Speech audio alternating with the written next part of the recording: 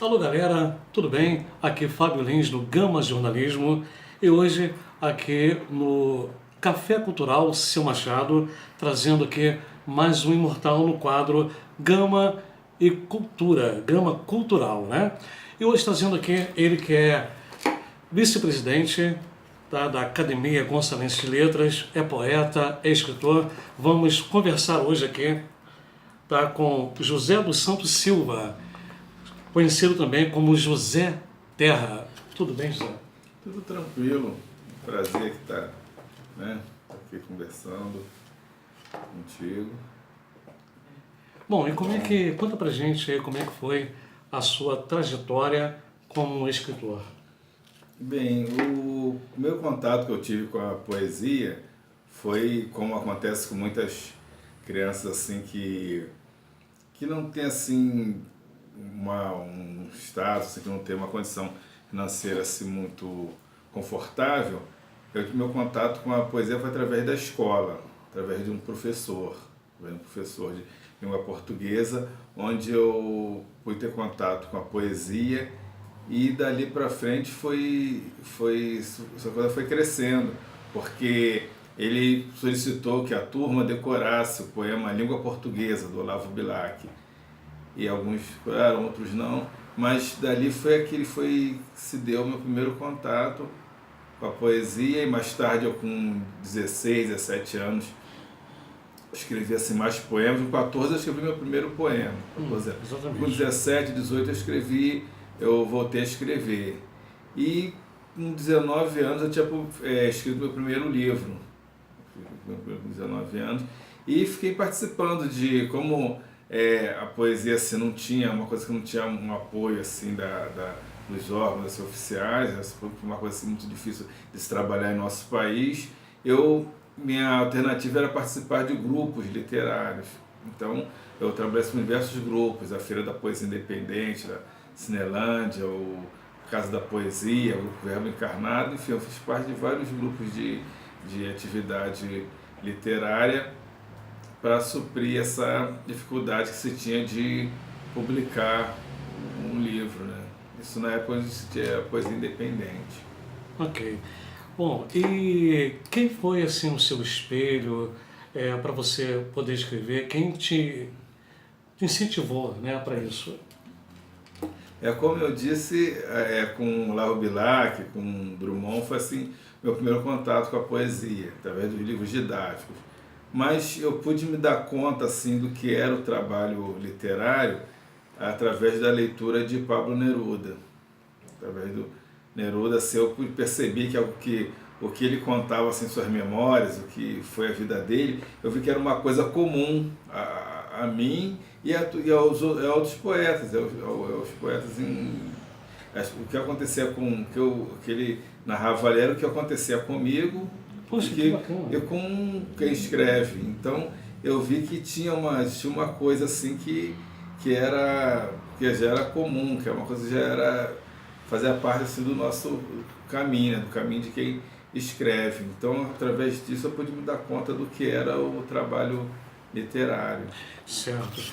Bom, estou vendo aqui que dentre as suas publicações, você tem 2 livros aqui, um chamado Avenida Brasil, tá? E outra, Voz do Poema. Fala um pouquinho da Avenida Brasil.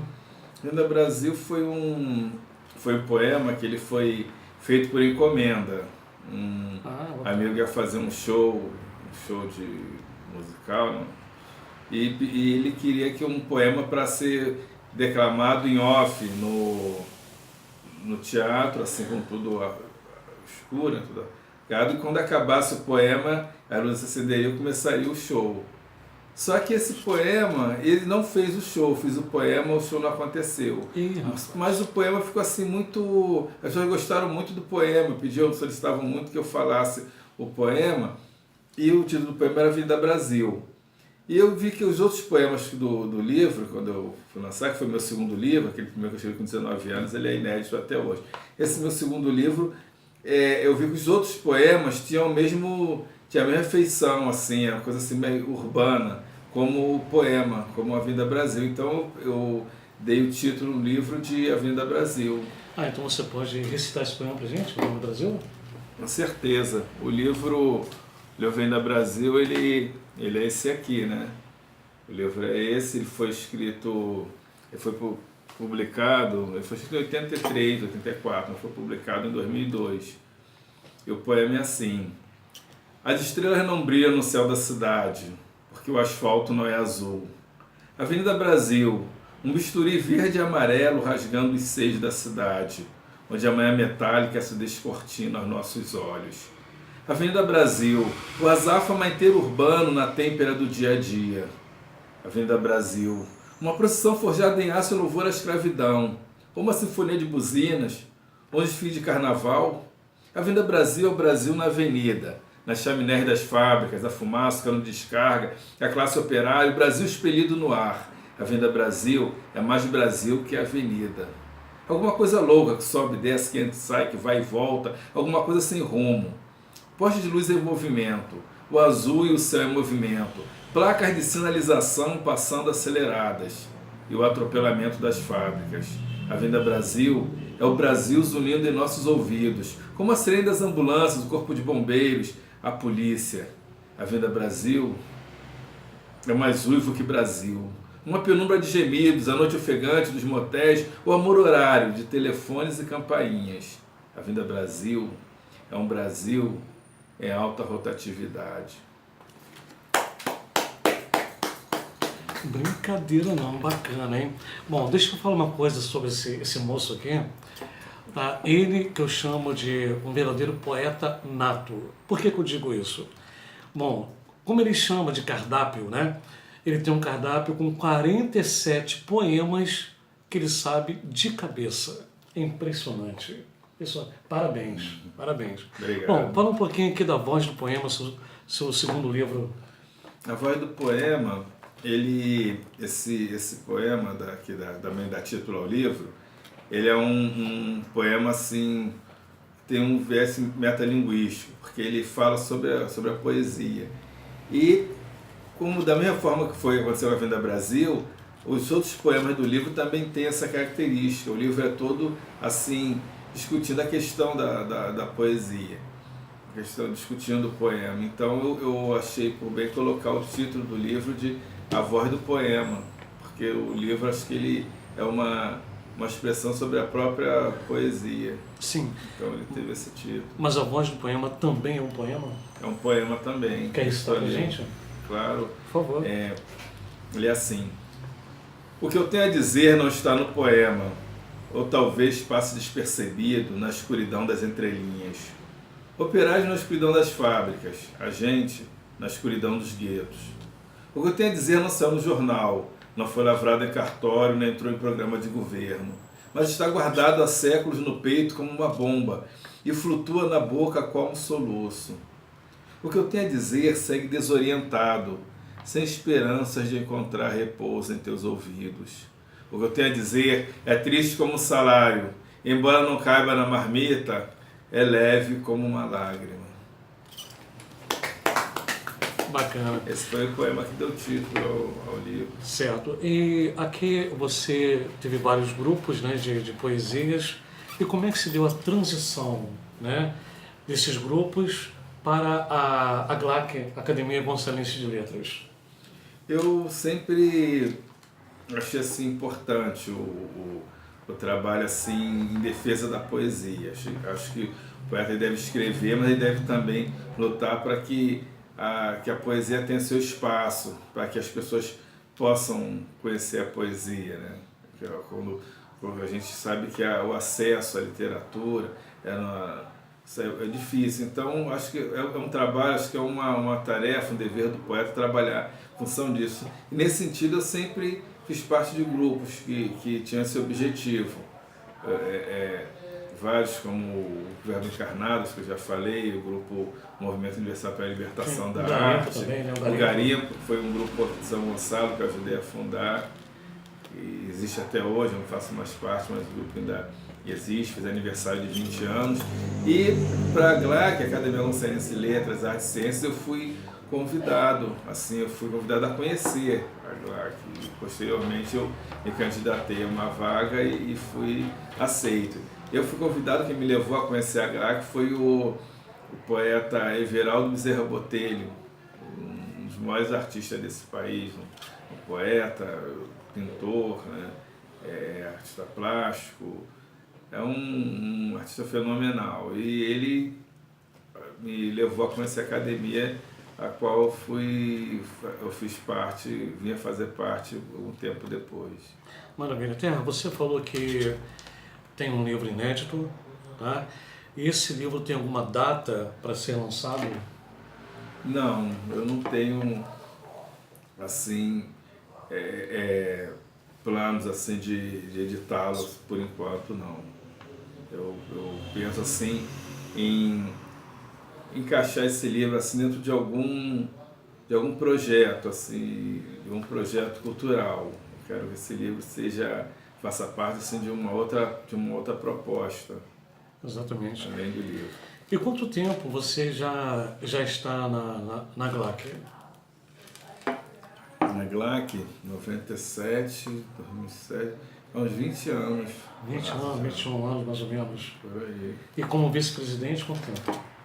Vice-presidente já uns 4 anos.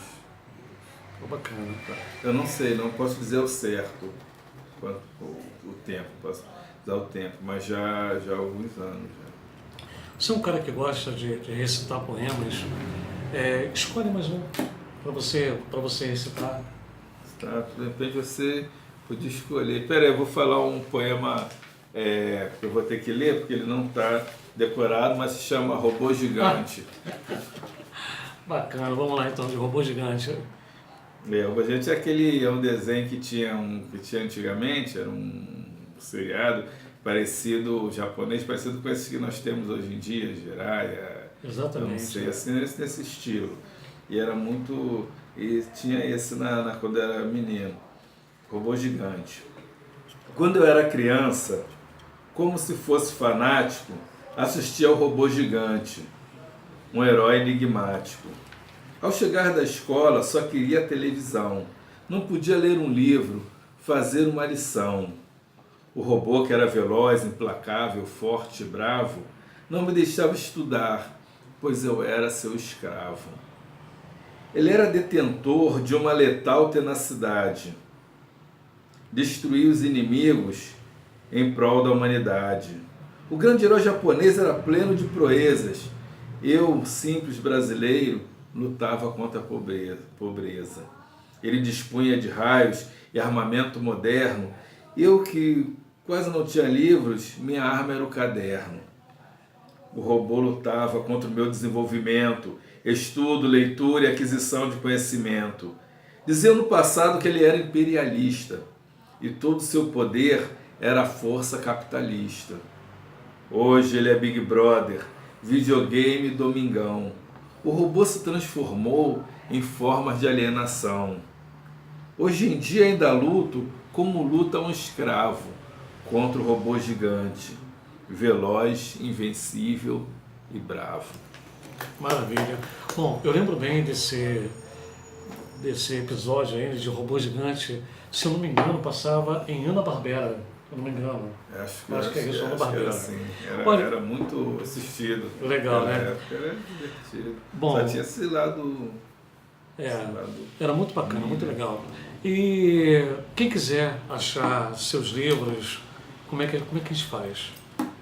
Olha, o meio mais fácil seria através do Facebook, José Terra, só pode mandar assim mensagem, porque as livrarias não trabalham muito com poesia, né? Ou seja, levam que não tem uma performance comercial satisfatória. Então, os meus livros eu vendo assenta através do Facebook, do meu site. Eu tenho um site que é www.joseterra.com.br www.joseterra.com.br. Exato. Então tá aí, ó. Quem quiser se deliciar, né, com os livros do José Terra, tá aí o endereço para você então ter aí os livros. Aí você vai mandar para a pessoa, isso? Exatamente. Eu mostrei o Avenida Brasil, o outro é esse aqui, A Voz do Poema. A Voz do Poema. Bacana. Bom, chegando aí, né, chegando o Dia dos Namorados, né, dos namorados. E você teria algum poema, tá, que falasse de amor? Eu tenho um poema que se chama Companheira. Sim, sim. De nossas infâncias pobres e tristes sobrevivemos, eu e a mulher que amo.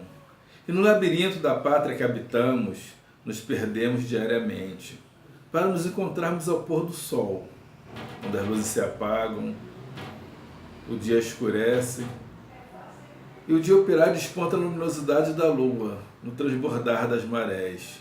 Sonhar com ela ao meio-dia, e ao lado dela à noite, sonhar com os anjos. Muito bem, muito bem. Bom, gente, estamos encerrando aqui mais uma entrevista, tá? E hoje com o José Terra, ele que é vice-presidente da Academia Gonçalense de Letras, né? E Exato. Poeta, escritor e muito mais, né? Deixa eu agradecer ao amigo, agradecer aqui a disponibilidade de estar aqui hoje no Café Cultural, trazendo aqui, abrilhantando, tá, esse quadro, tá, com as suas poesias. Mas antes de encerrarmos o nosso quadro, eu tenho aqui um pedido, tá, que é do nosso presidente, tá, nosso presidente, que pediu para que você declamasse A Bala. O poema A Bala. A Bala. Tá bom. É um poema que ele infelizmente, ele está sempre atual. Ele é assim. A bala que matou Zé Baixinho se alojou no meu coração e na minha poesia. Em algum beco escuro debaixo do porte sem luz, ou no matagal do terreno baldio. No campo de futebol, à noite, Zé Baixinho não driblou sua sorte. Durante a novela das 8, Zé Baixinho contracenou com a morte. A bala que matou Zé Baixinho matou o inocente na Candelária, em Vigário Geral, no Timor-Leste, Iraque, por dezenas de anos. Durante as aulas do curso noturno, durante os sorrisos na lanchonete, durante a sessão de cinema do shopping. Com certificado, registro e patente, com licença, alvará e destino inconsequente. Sem distinção social, de raça ou religião, a bala mata mais negros, talvez por distração. Na saída do bar, em noite escura, caminho que inesperadamente a morte cruza, na dolorosa subida do morro, entre iminentes gritos de socorro. A bala que matou Zé Baixinho o fez de maneira inaudível. Ninguém viu, nem um vizinho. A bala que o matou era invisível. Zé Baixinho era invisível. Seus irmãos invisíveis. Meu poema, invisível. Aos olhos, ao coração de quem? A bala que matou Zé Baixinho nasceu em antigas Minas, do Paraná, Minas Gerais, Estados Unidos, Austrália ou China. De forma tóxica e alcalina, através do solo, no sangue se instala. Antes, beneficiada em usinas, nas noites sem estrelas viram balas. Noites minhas e de outros meninos que, como eu, escaparam da morte. Mas não das balas, que perfuram versos, sonhos, ilusões e se alojam amargas para sempre, na consciência e no coração. Parabéns aí, parabéns aí. Obrigado. Tá aí, esse é o poema que o nosso presidente pediu e ele declamou agora, né? Eu aqui agradeço aí pelo espaço, pela oportunidade de mostrar minha poesia, agradeço a sua dedicação aí em divulgar a academia, em divulgar os poetas, a arte literária, né? Eu que agradeço esse trabalho. Coisa boa tem que ser mostrada, tem que ser falada, né? Não pode ficar no anonimato, né? E mais uma vez aqui eu agradeço a sua disponibilidade de nos dar atenção aqui ao Gama Cultural. Agradeço também o nosso presidente Décio, tá? Que abre sempre as portas aqui para que a gente possa mostrar o trabalho da Academia Gonçalense de Letras, que é aqui o Café Cultural. Décio, quer falar alguma coisa?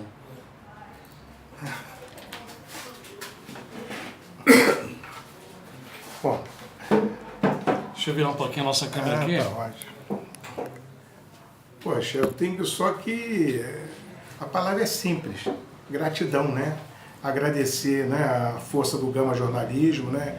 Agradecer a você com essa disponibilidade, vontade de mostrar a cultura para a cidade, para o mundo, para o universo. Agradecer o nosso meu vice-presidente, né? E amigo do peito e do coração, baita de um poeta. Vocês viram aí, não precisa falar mais nada. Vocês curtiram, tirar um pouquinho dele, tem muita coisa a ser apresentada. Então isso é por aí, nós temos que mostrar coisa boa, positiva na nossa cidade, né? Mostrar que São Gonçalo realmente tem talentos, né? Não é só São Gonçalo não, qualquer bairro você for, tem gente boa contribuindo.